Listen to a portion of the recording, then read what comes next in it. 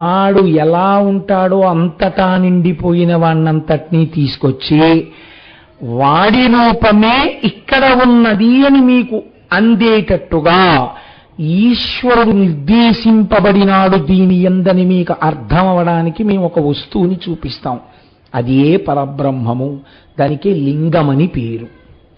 అక్కడొచ్చింది లింగము అనేటటువంటి మాట.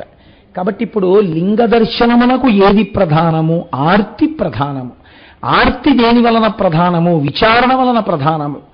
మీకు విచారణ కలగాలి ఎప్పుడో ఒకప్పుడు. కంటికి కనపడుతున్నవన్నీ సత్యాలనుకుని వెళ్ళిపోయాడు అనుకోండి, తప్పేం లేదు, బానే ఉంటుంది. ఈ కంటికి ఏం కనపడుతుంది? నా భార్య కనపడుతుంది. ఈ కంటికి ఏం కనపడుతుంది? నా బిడ్డలు కనపడతారు. ఇవి సత్యాలనుకుని నేను వెళ్ళిపోవడం మొదలెట్టాను అనుకోండి, జీవితంలో రెండు ఎండుకట్టెలు నదీ ప్రవాహంలో కలుసుకున్నాయి. కలుసుకున్న రెండు కట్టెలు అలా కలిసి ప్రయాణం చెయ్యవుగా. ఏదో ఒక కట్టె విడిపోతుంది, ఆ తర్వాత రెండో కట్టె కూడా విడిపోతుంది. ఏది సత్యమని నువ్వు నమ్మి తిరుగుతున్నావో అది అసత్యమో అది కాలగర్భంలో కలిసిపోతుంది. కానీ నువ్వు కొంతకాలం ఉండి వెళ్ళిపోయినా తర్వాత కూడా ఉన్నది, నీకు ముందు ఉన్నది ఒక వస్తువు ఉన్నది. ఆ వస్తువు ఏదో అది సత్య వస్తువు. ఆ సత్య వస్తువు గురించి విచారణ చెయ్యడానికి దీన్ని నువ్వు ఋతుమంతం చేసుకోవాలి. దీన్ని ఆధారం చేసుకుని దాన్ని పట్టుకోవాలి.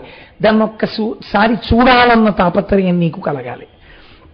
ఇప్పుడు ఇది రెండు కారణముల చేత ఆవిర్భవిస్తుంది. ఒకటి, చూడాలని తాపత్రయపడిన వాళ్ళు ఎవరున్నారో వాళ్ళ ఆర్తిని చూసి వాళ్ళకి కనపడ్డం కోసమని వచ్చాడు ఆయన. అందుకే వేదాహమేతం పురుషం మహాంతం ఆదిత్యవర్ణం తమసస్తుపారే సర్వాణి రూపాణి విచిత్య ధీర నామాని కృత్వాభివదన్ యదాస్తే.